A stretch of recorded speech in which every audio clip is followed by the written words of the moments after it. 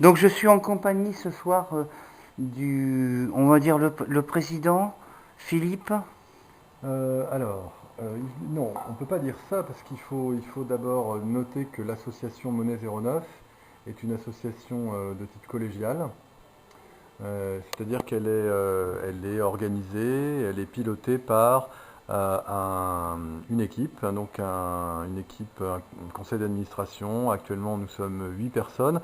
C'est pas un modèle associatif classique avec président, secrétaire, trésorier. C'est une collégiale. Donc nous sommes une équipe de 8 personnes. Il n'y a pas de président, il n'y a pas de secrétaire, il n'y a pas de trésorier. On se partage à 8 les tâches et les responsabilités et les orientations. Ah, Donc je suis un membre en fait du comité de pilotage. Voilà. ce soir vous êtes donc à Sainte-Croix-Volvestre pour présenter la monnaie locale qui s'appelle le Pyrène en Ariège. Voilà, donc M- ce soir en tant Tout en que... sachant, tout en sachant qu'il en existe d'autres, les abeilles par exemple à Villeneuve-sur-Lot, etc. Donc expliquez-nous un petit peu quelle est la démarche et quel est le projet que vous avez sur l'Ariège par rapport à cette monnaie locale. Oui, alors la monnaie locale, donc en effet vous avez parlé des abeilles à Villeneuve-sur-Lot, c'est la plus ancienne de ces monnaies locales du type, disons, qui ont été mises en circulation Et depuis une dizaine ça d'années. fonctionne à Villeneuve-sur-Lot. Oui, ça fonctionne à Villeneuve-sur-Lot comme en Ariège, comme dans une soixantaine d'endroits plus ou moins délimités. Alors, il y a des endroits c'est une ville, il y a des endroits c'est un petit pays, il y a des endroits comme ici c'est un département. Il n'y a pas beaucoup d'endroits. En Ille-et-Vilaine, il y a une monnaie qui s'appelle le Galéco. Mais sinon, la particularité donc de l'expérience Pyrène en Ariège, c'est que c'est une des rares en France à s'appliquer à l'ensemble d'un département. Alors l'histoire en Ariège a commencé comment? Je sais que moi enfin, quand j'ai pris connaissance de l'expérience ici en Ariège, elle avait déjà débuté depuis quelques mois. Il y avait des personnes qui se réunissaient avec l'idée donc de tenter une expérience ici de monnaie locale. Je sais que l'influence a été pas mal aussi portée par des expériences voisines, notamment le Sol Violette à Toulouse, qui a pu inspirer effectivement certaines personnes. Moi, je sais que j'étais allé voir une présentation qui avait eu lieu à Foix par une des représentantes donc du Sol Violette à Toulouse, une monnaie locale qui circulait déjà à l'époque. Encore une fois, je crois que nous sommes inspirés par ce qui se passe autour de nous. On a pu observer donc des précédents, on en parlait à Villeneuve-sur-Lot, à Toulouse, il y a eu toutes les expériences du mouvement Sol qui ont débuté en France au tout début des années 2000. Donc toutes ces expériences sont issues en fait de réflexions sur ce qu'est la monnaie. Il y a aussi, et d'observer aussi ce qui pouvait se passer dans le monde, hein. C'est-à-dire qu'avant nous, il y avait déjà une expérience en Allemagne qui, elle, je crois, a démarré à la fin des années 90, et puis bien avant nous encore, en Suisse, depuis les années 30. Il y a une monnaie complémentaire qui fonctionne, qui circule, c'est assez peu connu, mais donc en Suisse, il y a une monnaie qui s'appelle le VIR et qui fonctionne depuis les années 30. Alors elle est plutôt orientée vers le commerce interentreprise. Ce n'est pas une monnaie destinée à l'ensemble des citoyens comme les monnaies locales ici. C'est une monnaie qui sert plutôt aux commerçants, aux entreprises et qui permet donc à ceux-ci d'échanger avec leurs fournisseurs ou avec leurs clients sans forcément passer par la monnaie centrale que tout le monde utilise. Alors, il y a quand même des gens qui sont réticents. Ils sont passés du franc à l'euro. Qu'est-ce qui peut leur apporter d'avoir une monnaie pérenne dans le porte-monnaie plutôt que un euro? Bon, il y a plusieurs aspects intéressants. Moi, je crois que enfin, là, je vais parler peut-être sur le plan personnel. Ce qui me semble le plus intéressant dans ces expériences de monnaie locale, c'est qu'elles permettent à tous les usagers donc de la monnaie que nous sommes, hein, tous autant que nous sommes, tous les jours, nous utilisons la monnaie. Aujourd'hui, celle qui est à disposition, ou pas d'ailleurs, en tout cas celle qui nous est imposée pour régler nos différentes transactions, il s'agit de l'euro. L'avantage des expériences de monnaie locale, c'est qu'en tant qu'usager de cette monnaie, on a accès de manière beaucoup plus directe et facile aux prises de décision quant aux règles d'émission, de mise en circulation, d'échange, de fonctionnement en général de cette monnaie. Bon, vous avez constaté comme moi, je pense, que ça fait déjà un certain nombre d'années que sur les grandes monnaies centrales, avant même l'euro, il y avait le franc, c'était déjà comme ça. Enfin, les règles de fonctionnement de la monnaie échappaient absolument à toute forme de démocratie et donc à toute forme de prise de position des usagers, des citoyens qui l'utilisaient. Moi, c'est quelque chose que je regrette parce que bon, la monnaie, c'est quand même quelque chose, c'est un outil qui devrait être a priori au service de tous. Et j'ai encore du mal à comprendre que dans des États de droit qui se prétendent des démocraties, la monnaie puisse être à ce point écartée du champ de décision et d'action des citoyens qui l'utilisent. Avec les monnaies locales, justement, on redécouvre cette possibilité de délibérer, cette possibilité de décider ensemble quelles vont être les règles, quelle va être la forme de cette monnaie. Et c'est le premier point, c'est ce qui me paraît le plus important. Après, je pourrais en développer d'autres. Pour commencer, alors il faut savoir qu'en Ariège, pour le moment, après un peu plus de 2 ans d'existence, il y a environ 500 utilisateurs de la monnaie locale. Bon, c'est assez peu, la population de l'Ariège étant de l'ordre de 150 000 habitants, 500 utilisateurs, on peut constater que ça reste quand même quelque chose d'assez marginal. Mais en même temps, bon, on pourrait comparer ça aux chiffres marginaux également de, par exemple, l'agriculture biologique. Dans un pays comme la France, je crois qu'aujourd'hui, il y a quelque chose comme 4% des terres qui sont cultivées selon les règles et les préceptes de l'agriculture biologique. C'est marginal. Ça ne veut pas dire que ça soit insignifiant ou dénué d'intérêt. La monnaie locale, c'est un petit peu la même chose et ça permet ici en Ariège peut-être d'un petit peu mieux visualiser aussi pour les adhérents à la monnaie locale quels sont les biens, quels sont les services qu'ils utilisent et qui sont ancrés localement.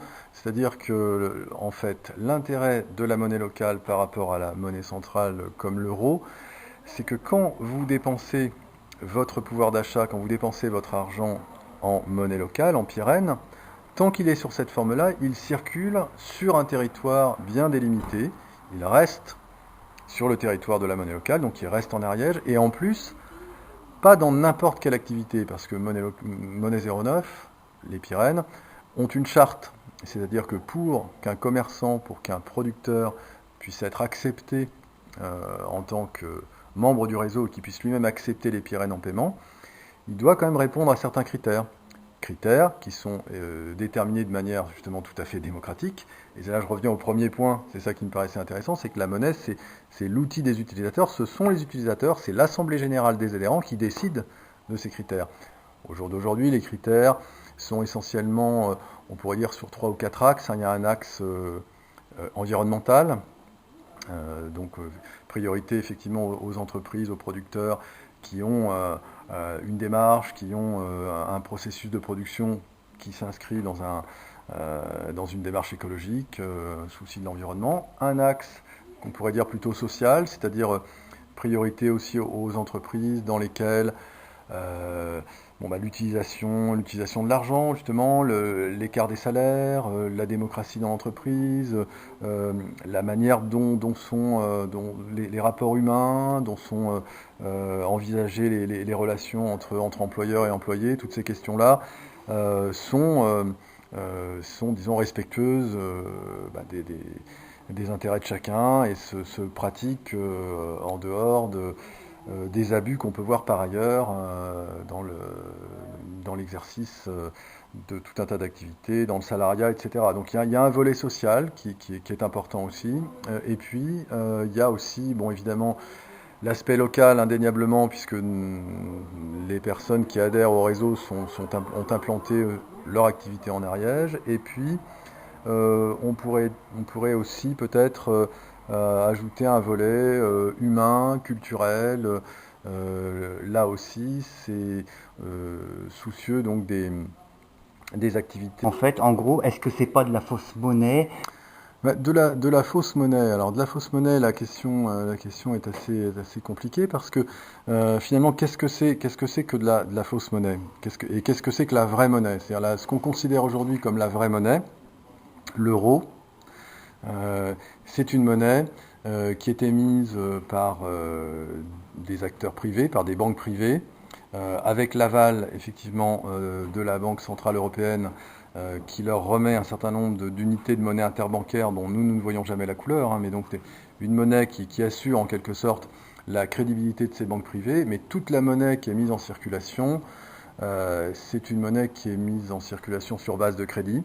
Et en fait, en gros, chaque fois qu'un acteur privé, individuel ou qu'une collectivité locale émet un emprunt, enfin souscrit à un emprunt donc, auprès d'une banque privée, à ce moment-là, il y a création monétaire.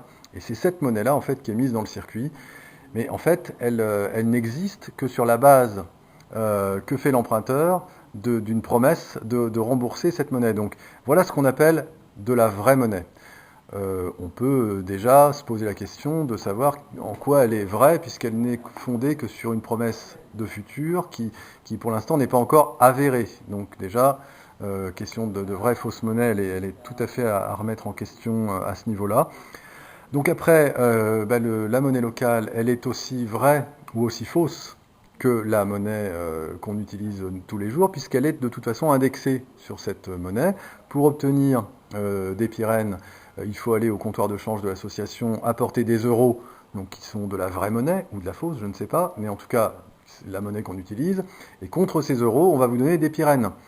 Donc, ils sont tout à fait reliés à la vraie monnaie, entre guillemets, par cet acte-là.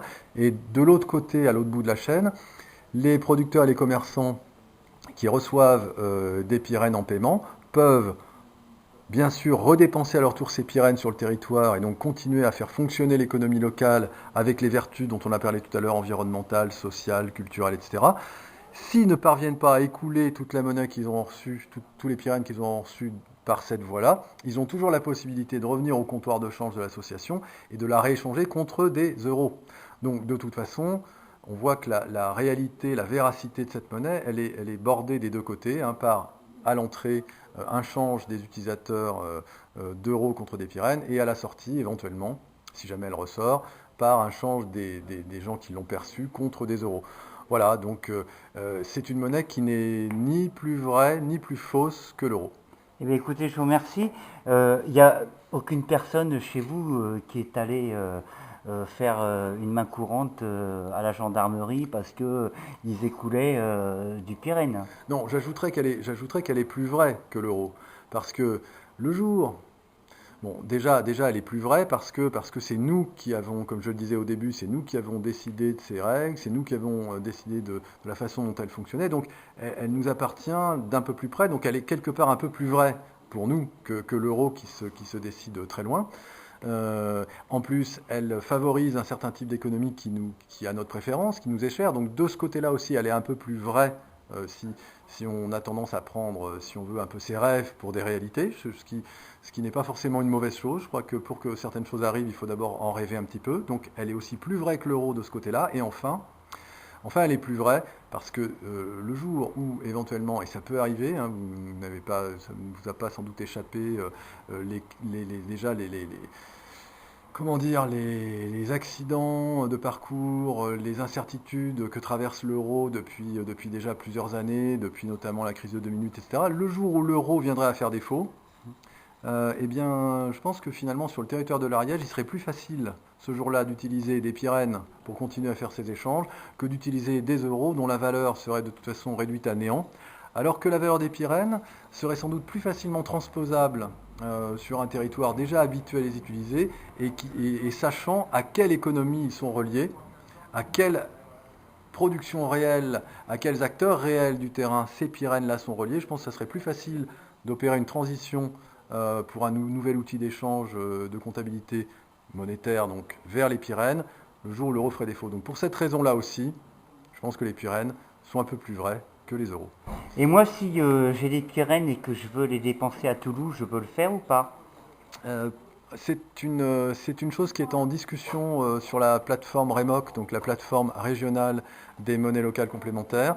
Pour l'instant, ça n'est pas encore tout à fait achevé, Mais nous sommes en discussion avec nos voisins du Sol Violette, donc à Toulouse, de la Touzelle autour de Saint-Gaudens, de la Tinda en Béarn, du Cers en Narbonnaise, etc., de manière à organiser une sorte de compensation entre les différentes monnaies locales voisines, puisque le problème se pose souvent, notamment sur les communes qui sont, on pourrait dire, un peu frontalières entre nos différents territoires et où, sur certains marchés, on retrouve des prestataires ou des producteurs qui acceptent à la fois les Pyrénées et les Touzelles, ou à la fois les Pyrénées et les sols violettes. Donc, c'est en voie de réalisation. Un jour, il devrait être possible, effectivement, de payer à Toulouse en Pyrénées et en Ariège en sol violette, par exemple. Dans certains endroits, mais les grandes surfaces n'ont pas encore joué le jeu de cette monnaie locale. Les grandes surfaces n'ont pas joué le jeu, mais de toute façon, il n'est absolument pas certain que si une grande surface nous demandait à faire partie du réseau, nous accepterions sa candidature parce que le mode de fonctionnement de la grande distribution ne correspond pas exactement à la charte éthique de la monnaie locale. Donc il est probable que de toute façon, même si jamais le désir naissait chez l'un d'entre eux, nous n'acceptions tout simplement pas sa candidature. Ok. Merci Philippe. Avec plaisir. Et bonne soirée à vous.